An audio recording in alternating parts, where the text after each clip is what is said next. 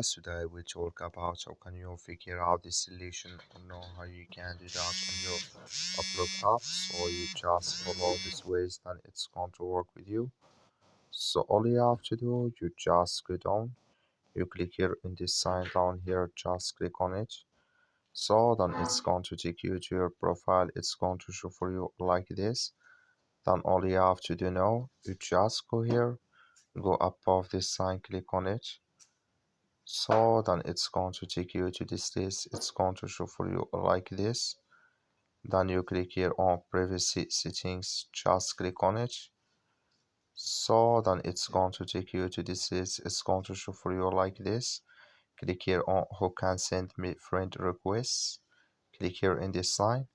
So then here can you select who can send your friend requests on your in this list on your Waplog app. That's all you have to do. Thank you for watching. Don't forget to support us by liking, subscribing.